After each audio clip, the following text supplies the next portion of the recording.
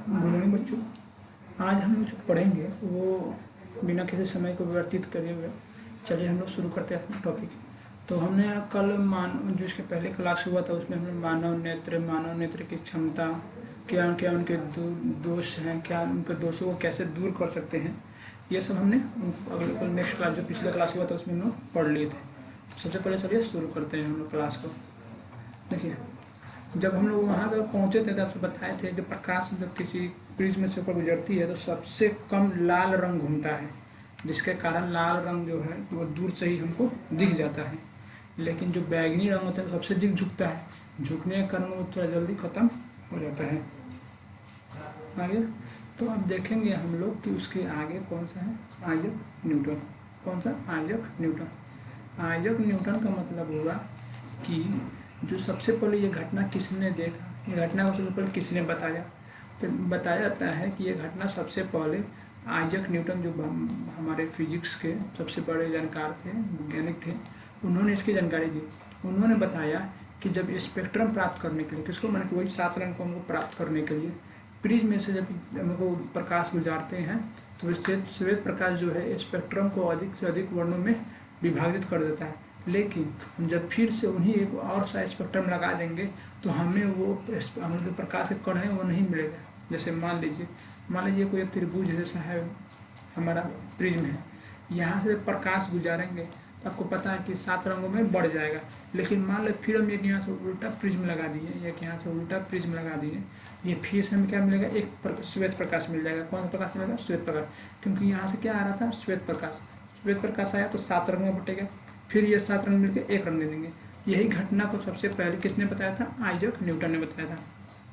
फिर उन्होंने इसका दूसरा प्रमेय जो प्रिज्म में पहले सापेक्ष उल्टी रख दी, जिसके कारण ये प्रिज्म हमें यही बात है, दोनों में लिखा गया है। 7 वर्ग और कितने वर्ग में बढ़ता है? 7 वर्ग में बढ़ता है। आगे सुन, अब देखते हैं नेक्स्ट टॉपिक, हमारा जो इम्पोर्टेंट टॉपिक है वायुमंडलीय अपवर्तन। कौन सा? वायुमंडलीय अपवर्तन। वायुमंडलीय अपवर्तन का मतलब क्या हुआ, पहले ये समझ लीजिए। वायुमंडलीय अस्थिरता का मानी वायुमंडलीय अस्थिरता का मतलब होता है, कभी देखिएगा आकाश में तारे को तुमको टिमटिमाता हुआ दिखेगा। क्या हुआ? आकाश में जो तारे होंगे वो तुमको टिमटिमाते हुए दिखेंगे। अब क्या कारण है? तो कह रहा है कारण क्या हुआ कि आकाश में बहुत सारे बीच में हवा है, तुम्हारे दूरी आकाश से तारों की दूरी बहुत अधिक है, फिर तुम्हारा ये छोटे छोटे कण हैं, जिससे क्या करता है कि वायु में वायुमंडलीय अस्थिरता अरे मान लो कहीं से आगे से धुआं निकलता है, ना, तो धुआं को तुमने ध्यान रखना, अब जो पीछे उसका चीज़ होगा तुमको हिलते हुए नजर आएगा। धुआं की वजह से तुम्हारा जो पीछे उसके पीछे जो धुआं के पीछे जो चीज़ होगा तुमको हिलते हुए नजर आएगा। क्यों? वो वस्तु थोड़ी हिल रहा है, धुआं हिल रहा है। तो वही वायुमंडल है ना, हवा है। वायुमंडल में क्या है? हवा है। तो वायुमंडलीय अस्थिरता का प्रकाश का अपवर्तन वायुमंडलीय अपवर्तन कहलाता है। तो यह परिभाषा हो गया। अब कह रहा है वायुमंडल इसका क्या प्रभाव पड़ेंगे। प्रभाव में सुन लो, पहला प्रभाव होगा तारों का टिमटिमाना। क्या होगा? तारों का टिमटिमाना। पहला प्रभाव तारों का टिमटिमाना, ठीक है। दूसरा है अग्रिम सूर्योदय एवं विलंबित सूर्यास्त। इसका मतलब समझो क्या होगा। सूर्योदय और सूर्यास्त जब होता है ना तो उसमें कुछ समय के बीच में दूरी समय होता है। ये नहीं कि जैसे सूरज वहाँ से हो गया तुमको दिख जाएगा, ठीक है, और ये सूर्यास्त हो भी गया हो तब भी तुमको देखना कि आकाश तुमको लाल लगेगा, बस सूरज नहीं दिखेगा तुमको, लेकिन लगेगा तुमको क्या कि भैया पूरा अभी जो लालिमा है आकाश में, दिखता है ना, सूरज नहीं दिखेगा लेकिन फिर भी आकाश में लाल होता है। ये होता है दूसरा नहीं वायुमंडलीय। और तारों को वास्तविक ऊंचाई पर, तारा जो वहाँ पे है वहाँ पे उसको ना होगा तो किसी दूसरे जगह पर होना, ये उसको तारा की वास्तविक ऊंचाई पर है। अब गर्म वायु में से होगा वस्तु का आभासी चिन्ह होता है, वही देखो यहाँ पे लास्ट वाला वही बताया है कि कोनो गर्म वस्तु में भाप निकलेगा तो हमें देखना उसके आर पर हमको नहीं दिखेगा, आभासी प्रतीत होगा, थोड़ा दिखेगा थोड़ा नहीं दिखेगा। तो ये 4 उसके मेन कारण हुए कि वायुमंडल का प्रभाव क्या पड़े। तारों का टिमटिमाना दिखना, सूर्योदय और सूर्यास्त का समय सूर्य का अलग अलग दिखना, तारों का ऊंचाई से अलग दिखना, और गर्म वस्तु में जो धुआं निकलता है उसका अलग दिखना। अब इन चारों को हम अलग अलग थोड़ा सा पढ़ेंगे। देखिए कह रहा है तारों का क्या कर रहा है, तारों का टिमटिमाना। पहले ये था ना तारों का टिमटिमाना। देखिए तारों का टिमटिमाना, जब दूर स्थित तारा हमें प्रकाश के बिंदु सूरज का समान प्रतीत होता है। जब बोलता है ना प्यार पढ़ा लोग क्या बोलता है कि तुम्हारे लिए चांद तारा लाएंगे, बस तुमको जो तारा दिख रहा है क्या वो वहीं पे है? बस सुनिए यार, हम तुमसे पूछे कि जो तारा है क्या वहीं पे है कि कहीं और है? तुमको आँख से दिख गया भैया वहाँ तारा है, लेकिन क्या तारा वहीं पे है? जैसे मेरे सामने कोई बैठा हो तो भैया वहाँ बैठा मैं इसको छू सकता हूँ, लेकिन जो आसमान में कहीं कुछ दूर पे वो बैठा हुआ व्यक्ति है, कोई वास्तव में तारा है, क्या एक्चुअल में वही है? नहीं है, क्योंकि वो थोड़ा सा अपनी जगह से अलग हुआ दिखाई देगा। क्यों? क्योंकि दूर स्थित जो वस्तु होते हैं बिंदु स्रोत के समान प्रतीत होती है। मान लो गया तो तारा देखेगा तुमको कितना छोटा दिखेगा, हवाई जहाज देखोगे तो जाता है तुम्हारे ऊपर से, कितना दिखा जाएगा? छोटा सा। तो बिंदु माने बिंदु बराबर दिखता है, क्योंकि तारों से आने वाला प्रकाश किरणों का पथ थोड़ा परिवर्तित होता रहता है। मान लो कोई आएगा वहाँ से एकदम सीधे थोड़े आएगा, थोड़ा जो प्रकाश आता है उसका थोड़ा टेढ़ा मेढ़ा होता है। और तारों की आभासी विचलित होती है, जिसके कारण तारों का जो होता है हमको एक्चुअल जो उसका सही हमको जगह है वो नहीं मिलता है, और हमारी आंखों तक वो झिलमिलाती रहती है, क्या होती है? झिलमिल करता रहता है, जिसके कारण उसका कोई तारा भी कभी चमकता प्रतीत होता है, कभी धुंधला लगता है, जो कि टिमटिमाहट का प्रभाव होता है। माने कि ये ले दे के यह बात कहना सकता है, जब हमारा कोई तारा है, तारा से कोई प्रकाश आता है, वो एक बार में प्रकाश नहीं आता है। प्रकाश जब एक बार में आएगा तब नहीं टिमटिमाएगा कि भैया सीधे में आँख में पड़ गया, लेकिन वो जो प्रकाश आता है कभी आता है कभी रुक जाता है, कभी आता है कभी रुक जाता है। क्यों? क्योंकि मान लो कि वहाँ से प्रकाश आ रहा है, बीच में कोई धूल कण आ गया, तो जब धूल कण आया तो थम जाएगा, फिर धूल कण चला गया, फिर प्रकाश आएगा। इसी कारण से हमको तारा का टिमटिमाहट लगता है। क्या लगता है? तारा का टिमटिमाहट। दूसरा देखो, अग्रिम सूर्योदय और विलंबित सूर्यास्त। अग्रिम सूर्योदय का मतलब होता है, देखो क्या मतलब, माने हमें जो सूर्योदय होगा वायुमंडलीय अपवर्तन के कारण सूर्य हमें वास्तविक सूर्योदय से लगभग 2 मिनट पहले दिखाई देता है, और सूर्यास्त के प्रति 2 बार तक दिखाई देता है। इसका मतलब क्या हुआ? समझो इसका मतलब, मान लो कोई सूरज है, तुमको हम आसमान पूछते हैं, तुम जैसे सूरज उगा नहीं होगा, सूरज हमें नहीं दिखा होगा, लेकिन तुम उसके पहले बता दोगे कि सर सूरज उगने वाला है, ठीक है? मैंने हमें सूरज नहीं दिख रहा है, लेकिन तुम उसको लालिमा को देखकर, सूरज के जो लालिमा होता है, जो उसका सूरज उगने वाला है, तुम उसको देख कर बता दोगे हाँ सर सूरज कुछ देर में उग जाएगा। वैसे डूब, जब सूरज डूब भी जाएगा ना, सूरज डूब गया होगा, फिर भी तुमको आसमान में लालिमा दिखेगा। क्यों? क्योंकि ये होता है तुमको सूर्य प्रकाश के अपवर्तन के कारण। किसके कारण? प्रकाश के अपवर्तन के कारण। तो प्रकाश के अपवर्तन के कारण ही हमें जो सूर्योदय है वो थोड़ा पहले दिखता है, और सूर्यास्त सूरज डूब जाए तब भी हमको बाद तक दिखता रहता है। और जो ये अंतर होता है 2 मिनट का होता है। कितना का? 2 मिनट। माने कि हमको 2 मिनट पहले दिखेगा और 2 मिनट बाद तक दिखेगा। जैसे मान लो तुमको क्वेश्चन ध्यान समझना, मान लो सूरज या धरती हो गया, अभी सूरज यहीं पे नहीं, यहीं पे है, ठीक है? सूरज यहाँ पे है, तभी तुमको लगेगा आसमान लाल हो गया। ये कितना दूर होता है? 2 मिनट। कितना दूर हो गया? 2 मिनट का। सूरज यहाँ डूब गया, फिर भी आकाश लाल रहेगा, ठीक है? आकाश लाल रहेगा। ये कितना होता है? 2 मिनट। कितना होता है? 2 मिनट। तो 2 और 2 4, कितना मिनट का हमको दिन का लंबा हो गया? 4 मिनट। माने जो हमारा दिन है ये 4 मिनट लंबा होता है। किस कारण? प्रकाश के अपवर्तन के कारण। प्रकाश के अपवर्तन के कारण जो हमारा सूरज है वो 4 मिनट हमको एक्स्ट्रा लाइट देता है। क्यों? क्योंकि प्रकाश के अपवर्तन के कारण जब सूरज उगने नहीं किया रहता तभी हमको लगता है कि आकाश में पूरा सूरज उगने वाला है, और नहीं 2 मिनट पहले लाइट आ जाता है। और सूरज डूब भी गया होता है तभी 2 मिनट तक उसका प्रकाश रहता है। आगे बस समझ लेते हैं। चलो नहीं देखते हैं। तारों की वास्तविक स्थिति से कुछ ऊंचाई पर प्रतीत होना, माने तारा वहाँ पे नहीं है, फिर भी हमको उसको लगेगा कि उस स्थान पर दिख रहा है। असल में जैसे देखो हो रहा है कि मान लो पृथ्वी के वायुमंडल में प्रवेश करने के पश्चात, तुम्हें पता है कि पृथ्वी के कुछ दूरी तक हवा है, उसके ऊपर हवा नहीं है ना पृथ्वी के। तो कह रहा है पृथ्वी के वायुमंडल में प्रवेश करने के पश्चात पृथ्वी के पृष्ठ पर पहुंचने तारों का प्रकाश निरंतर अपरिवर्तित होता रहता है। जैसे मान लो तुम्हें बोला था ना, जैसे प्रकाश की चाल, पानी में कुछ और होगा, हवा में कुछ और होगा, निर्वात में कुछ, जहाँ पर कुछ नहीं होगा कुछ और होगा। तो प्रकाश की जो चाल आ रहा है वहाँ से तो पृथ्वी के तक पहुँचने के पहले तो ठीक है, लेकिन जैसे ही पृथ्वी में पहुँचेगा वहाँ से पृथ्वी अपना खेल चालू कर देगा। जहाँ पे क्या होगा वो निरंतर नहीं पहुँचेगा, जब कहीं पे तुमको रुक रुक के पहुँचेगा, जिसके कारण तो जो उसका माध्यम होगा वो कुछ चेंज होता रहेगा, जिसको क्रमिक परिवर्तित प्रवणता को। क्योंकि वायुमंडलीय तारे के प्रकाश अविलंब की ओर झुक जाता है। किसको झुकता है? अविलंब की ओर। क्यों? अब अविलंब की ओर क्यों झुकता है? क्योंकि जब विरल माध्यम से सघन माध्यम में आएगा वो अविलंब क्यों झुकता है? विरल माध्यम से सघन माध्यम में तो अविलंब के ओर झुकता है। तुम बताए थे कि विरल माध्यम से अविलंब की ओर झुकता है। जो हमारा निर्वात हो गया वो विरल हो गया, और जो हवा में जैसे पृथ्वी घुसा सघन हो गया, तो सघन घुसने में अविलंब की ओर झुकता है, जिसके कारण हमें वो तारा का वास्तविक ऊंचाई थोड़ा ऊंचा हुआ प्रतीत होता है। क्या होता है? ऊंचा हुआ प्रतीत होता है। हम जैसे बता दें तुमको, एक गिलास लो, उसमें पेंसिल डालो, तो जहाँ पर पानी भर के उसमें पेंसिल डालो, तो जहाँ तक पानी रहेगा वहाँ तक तुमको पेंसिल का थोड़ा सही दिखेगा, लंबाई से दिखेगा। लेकिन जैसे थोड़ा पेंसिल जहाँ तक पानी में मुड़ा हुआ, तुमको हल्का मुड़ा हुआ दिखेगा। कैसे दिखेगा? थोड़ा मुड़ा हुआ। क्यों दिखेगा? क्योंकि वह विरल माध्यम से जब सघन माध्यम में आया है तो हमारा वो अविलंब की ओर झुक गया है, अविलंब की ओर झुक गया है, जिसके कारण वो हमसे क्या होता है कि उसका ऊंचाई के हम नज़र लगा नहीं पाते, थोड़ा ऊंचा वो लगता है कि जितना हमारा थोड़ा ऊंचा लगेगा। वही कारण यहाँ पे होता है, प्रकाश के अपवर्तनांक के कारण जो हमारे वो माध्यम से ये माध्यम में आ रहा है ना, मैंने विरल जो सघन में आए तो वो थोड़ा अविलंब की ओर झुक गया है, जिसके कारण ऊंचाई थोड़ा बढ़ गया। अब चौथा लास्ट वाला है कि गर्म वायु से होकर देखने पर वस्तु के आभासी स्थिति का परिवर्तन होना। माने कि हम जब किसी गर्म वस्तु के आँख पर देखेंगे, जैसे मान लो कि पानी गर्म किया, उसमें से भाप निकला, जब भाप के मदद से पीछे देखेंगे तो थोड़ा हमको न साफ दिखेगा नहीं आभासी नहीं, मैंने ये भी नहीं है कि नहीं पूरा तरह नहीं दिखेगा, और एक है कि पूरा तरह दिखेगा, मैंने कि थोड़ा दिखेगा थोड़ा नहीं दिखेगा, है उसमें में थोड़ा सा दिखेगा थोड़ा सा नहीं दिखेगा। क्यों? क्योंकि वहाँ पे हमारा कि आग के तुरंत ऊपर के वायु की तुलना में अधिक गर्म होगा, हवा क्या होगा? गर्म होगा। गर्म वायु अपने के ऊपर ठंडा वायु की तुलना में सघन होता है। मान लो भाप निकलेगा तो भाप में कुछ वजन होगा, कुछ मजबूत होगा, सघन होगा, और जो बाहर है हवा कैसा है? विरल है।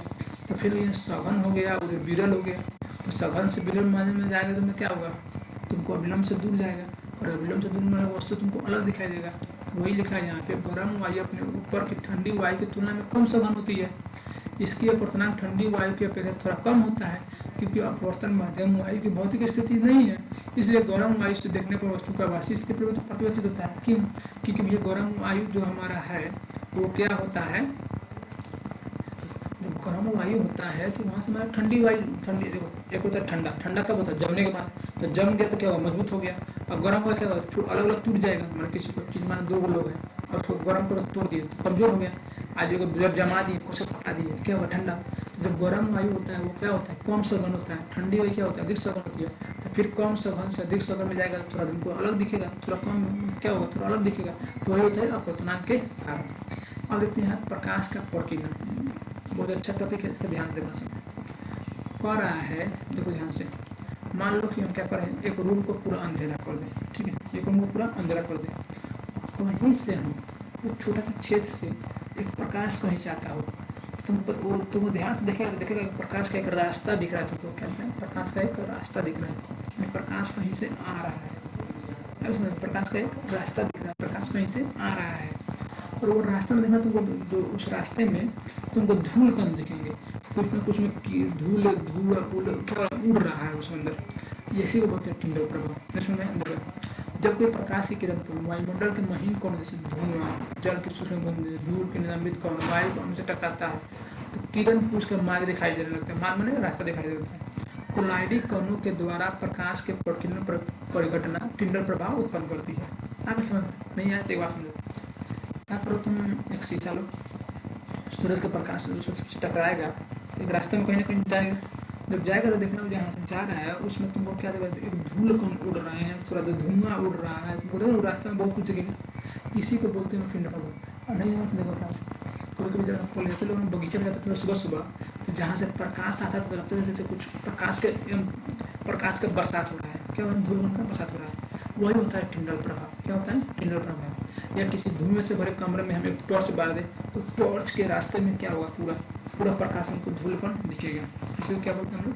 टिंडल प्रभाव। नेक्स्ट है प्रलेपन। प्रलेपन में ध्यान समझ लो कि हमको कोई वस्तु कितना प्रकीर्णित होगा, प्रकीर्णित में कितना वो प्रकीर्णन करेगा, ये डिपेंड करता है A/1/λ⁴। क्या पढ़ते हैं इसको? लैम्डा पढ़ते हैं। ये जो जिससे बनाया जाता है ये क्या पढ़ते हैं इसको? लैम्डा। तो कह रहा है कि जो प्रकीर्णन होगा, प्रकीर्णन कैसे होते हैं? ए से लिखते हैं। इसका मान क्या होगा? इसका मान होगा 1/λ⁴। मैं लैम्डा के पावर 4 पर उसमें 1 से भाग दे देंगे तो हमारा क्या निकलेगा? हमको प्रकीर्णन होगा। और लैम्डा क्या होता है? कि तरंग दैर्ध्य। क्या होता है? तरंग दैर्ध्य माने वेवलेंथ, किसी चीज़ का वेवलेंथ।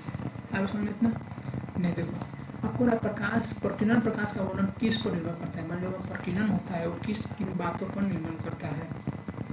प्रकाश का जो प्रकीर्णन होता है किन बातों पर निर्भर करता है? देखो प्रकीर्णन प्रकाश के वर्णन प्रकीर्णन न करने वाले कणों के आकार पर निर्भर करता है। जैसे मान लो प्रकीर्णन को नहीं करने वाले, जैसे मान लो हमको बड़का बड़का पत्थर रख दे तो उसमें प्रकीर्णन थोड़े होगा। तो अत्यंत सूक्ष्म कण मुख्य रूप से नीले प्रकाश का प्रकीर्णन करते हैं। जो छोटे छोटे कण होते हैं वो किस रंग के दिखते हैं? नीले कलर के।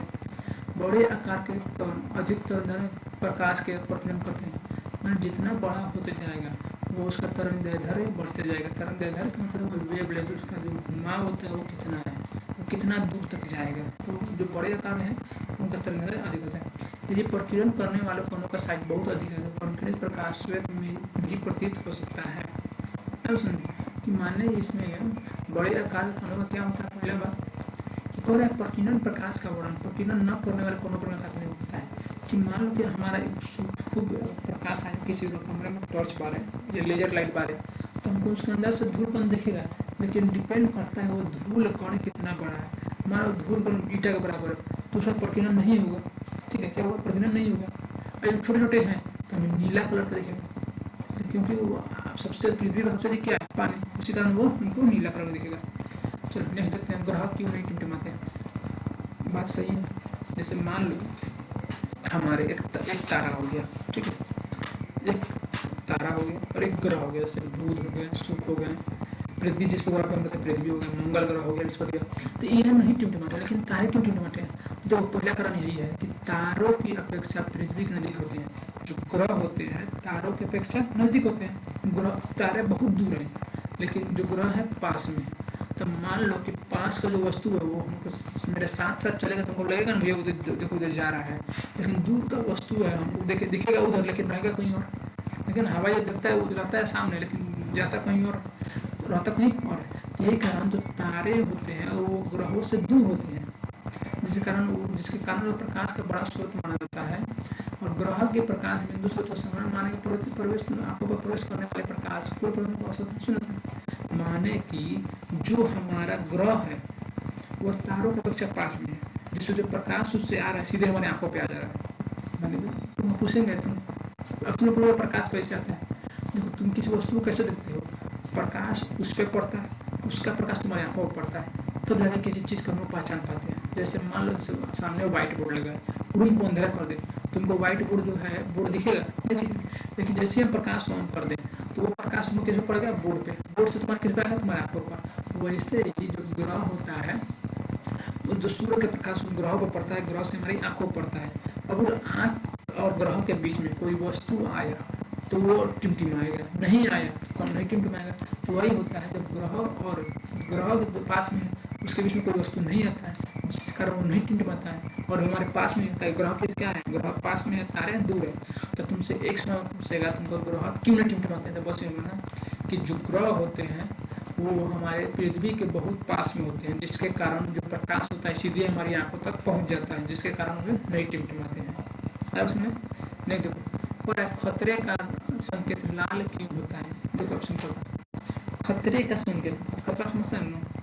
जैसे मान लो लाल कोई सिग्नल होता है या रेलवे का फाटक होता है, वहाँ लाल रंग होता है, हरा रंग होता है, पीला रंग होता है। तो लाल रंग को खतरा काहे मानते हैं? क्योंकि जो हम तुमसे बोला था ना, एक खेत में मान लो टमाटर रोप लें या बैगन रोप लें, तो तुम दूर से क्या दिखेगा तुमको? बैगन दिखेगा, बैगन टमाटर दिखेगा, बैगन कहाँ? बैगन तो खत्म हो जाएगा रास्ते में। माने कि हम एक खेत में दोनों को रोप दें तो हमें क्या दिखेगा? टमाटर दिखेगा। क्यों? क्योंकि जो हमारा लाल रंग है उसका तरंगदैर्ध्य सबसे अधिक होता है, उसका जो मुड़ाव होता है, जो कोण बनता है वो सबसे कम बनता है। मैंने खतरे का संकेत प्रकाश लाल रंग का होता है। लाल रंग को धुएं से कम प्रकीर्णन होता है, इसलिए दूर रखे नफेबी वस्तु दिखाई देता है। माने कि देखना कहीं को कोनो लाल रंग का टॉर्च बार है तो दूर से दिख जाएगा मुझे लाल रंग से। लाल रंग का कोनो लड़का कपड़ा पहन के जा रहा है तुमको दूर से दिख जाएगा लाल रंग का होता है। क्लास में तुम लोग सब कपड़ा पहनो, कोई लाल रंग का कपड़ा पहन के बैठा हुआ ना, बार बार ना उसके तरफ जाएगा, क्योंकि वो अधिक आकर्षित करता है लाल रंग। अधिक पहले दूर से पता चल जाएगा कि वो लाल रंग का कपड़ा पहना है। तो वही खतरे का रंग को लाल रखा था क्योंकि वो हमें दूर से भी दिख जाता है और उसका प्रकीर्णन बहुत कम होता है, प्रकीर्णन बहुत कम होता है, जिसका हम दूसरे जगह उसे लाल रंग का प्रकाश नीले प्रकाश का 1.8 गुना होता है। मान लो कि पूछा गया लाल रंग का प्रकाश का तरंगदैर्ध्य नीले के प्रकाश के प्रकाश होता है नीला रंग, तो नीला रंग और लाल रंग का में कितना अंतर होता है? तो जो लाल रंग होता है नीले का 1.8 मतलब 2 गुना होता है, लगभग कितना होता है? 2 गुना होता है। नीला रंग जाएगा, लाल रंग उससे दोगुना जाएगा। जैसे मान लो कोनो नीला रंग रख दिया, नीला बल्ब डाल दिया, लाल बल्ब जला दिया, दोनों बल्ब जला दिए, तो तुम किसी जगह पर खड़ा करेंगे ना, तो जहाँ तक तुमको नीला दिखेगा, ठीक है ना, उससे दोगुना तुमको लाल रंग दिख जाएगा, मतलब दूर तुमसे लाल रंग दिख जाएगा। अब समझ में आ रहा है। नेक्स्ट कि अंतर जब सूर्य, इसी कारण यही कारण होता है, जब सूर्य लाल में हमको डूबने वाला होता है या उगने वाला होता है, तो हमें कैसा लगता है, हमें लाल दिखता है। कैसा दिखता है, लाल दिखता है।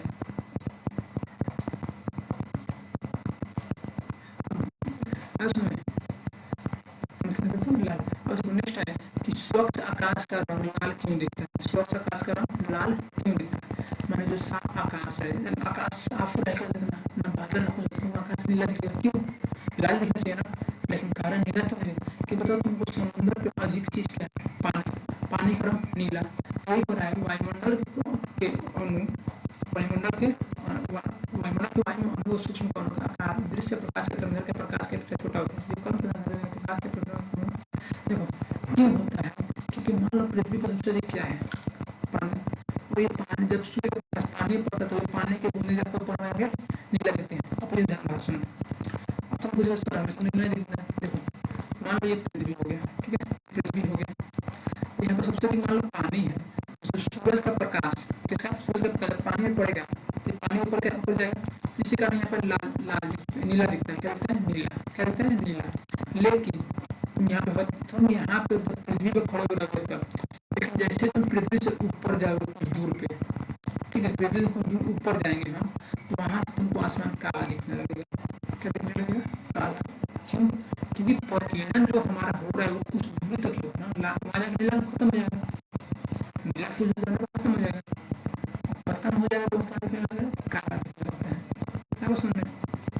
तो वही नेक्स्ट क्वेश्चन है, पर ऊंचाई पर उठते ही यहाँ से जो आकाश काला क्यों प्रतीत होता है। क्या क्वेश्चन में देखो, नेक्स्ट क्वेश्चन वही है कि ऊंचाई पर कोई व्यक्ति उड़ता है क्योंकि इतनी ऊंचाई प्रकीर्णन सुस्पष्ट नहीं होता है। सिंपल एक समझ लो, क्योंकि इतनी ऊंचाई पर हमारा जो प्रकीर्णन होता है वो स्पष्ट रूप से नहीं होता है। प्रकीर्णन कब होगा, किसी वस्तु तो अंदर से नहीं होता है, प्रकीर्णन कब होता है, प्रकीर्णन का मतलब होता है किसी वस्तु को प्रकाश का पड़ना और पड़ने के बाद हमें उसको दिखाना कि किस रंग का है, ये प्रकीर्णन होता है। तुम्हारा बोल दे कि जो कांच का बोर्ड है किस कलर का है, तुम बोलेगे उज्जवल, क्यों, कि जो प्रकाश उस पर पड़ रहा है तुमको दिखा रहा है भैया उजला कलर का है। तुमको जो प्रकाश पेड़ पौधे पर पड़ रहा है तुमको दिखा रहा है हरा कलर का, लेकिन मान लो प्रकाश तुम थोप दिए तो तुमको पेड़ पौधा दिखेगा, काला। कैसा दिखेगा, काला। जहाँ प्रकाश नहीं रहेगा कैसा दिखेगा, तुमको काला दिखेगा। तो समझ में वही बात यहाँ पर होता है कि ऊंचाई पर उठते हुए लोगों को हमको आकाश काला क्यों दिखता है, क्योंकि वहाँ पर प्रकाश जो प्रकाश प्रकीर्णन होता है वो नहीं हो पाता है। प्रकाश तो आता है, लेकिन प्रकाश किसी वस्तु किससे टकराएगा, पानी में टकराएगा तो उसका इलेक्ट्रिक तो आता है, वो तो खत्म होता है। इसलिए प्रकाश को प्रकीर्णन नहीं हो पाता, जिसके कारण आकाश में काला दिखता है। और बादल सफेद क्यों प्रतीत होते हैं, बादल सफेद क्यों प्रतीत होते हैं। और बादल क्या होता है, सूक्ष्म पानी के बादल में होता है, किससे बना होता है, सूक्ष्म पानी के बूंदों से बनते हैं। ये सूक्ष्म पानी के बूंदों का आकार नजर के समस्या नहीं होते हैं, इसलिए जब सूर्य प्रकाश थोड़ा सा टकराता है तो दिशा पड़ोसी होगा। हम तुमसे पूछ ले कि पानी का रंग किस प्रकार, बादल में क्या सबसे अधिक क्या रहता है, पानी, केवल बादल पानी बरसता है, तो बादल में पानी रहता है, पानी का जो तुम्हारा क्या है रंग क्या होता है, श्वेत रंग का होता है, ऊंचा रंग। इसी कारण सूर्य का प्रकाश बादल में पड़ता है, जो पानी के रंग की वजह से हमको श्वेत दिखता है। जैसे मान लो कि हम क्या करें, कभी को देखना कि बादल का रंग खूब बढ़िया होगा, अब घनघोर और बादल सब मिल के टाइट हो जाएगा तब बढ़िया हो जाएगा। काला मतलब वहाँ सब कलर जाके मिल गया, वहाँ पे सब मजबूत पकड़ लिया है, तो मजबूत पकड़ने प्रकाश उसके आँख पर जाएगा नहीं जाएगा, जब प्रकाश उसके आँख पर नहीं जाएगा, प्रकाश में अंधेरा है तो अंधेरा का क्या होता है, काला। इसी कारण जब बादल जब अलग अलग रहेंगे तो उजले दिखेंगे, लेकिन जब बादल कस के दूसरे को पकड़ लेंगे तो कैसे दिखेंगे, सफेद दिखेंगे। इतना समझ में तुमको, तब इतना रहने देते हैं, जो प्रश्न आगे इतना है वो खत्म हो गया। और बाकी एनसीईआरटी में देख लेते हैं, वायुमंडल का पोर्शन पढ़ा दिया अभी, वायुमंडल का चारों टिमटिमाना क्यों होता है, ठीक है, अपने जगह से थोड़ा अलग लेते हैं। ये क्वेश्चन याद रखना, सूर्योदय और सूर्यास्त का दो 4 मिनट का प्रतीत होता है, 2 मिनट पहले 2 मिनट बाद। ये हो गया प्रकाश का प्रकीर्णन, टिंडा पर्वतों में पढ़ा दिया। स्वच्छ आकाश का रंग नीला क्यों दिखता है, कि पानी के कारण दिखता है। सूर्य का रंग क्या होता है, लाल होता है। समझ में आ गया ना। बाकी हम लोग चलो नेक्स्ट क्लास में इसका हम लोग पढ़ लीजिएगा, फिर उसका नोट्स कर लीजिएगा, एनसीईआरटी सॉल्यूशन कर लीजिएगा। चलिए ठीक है।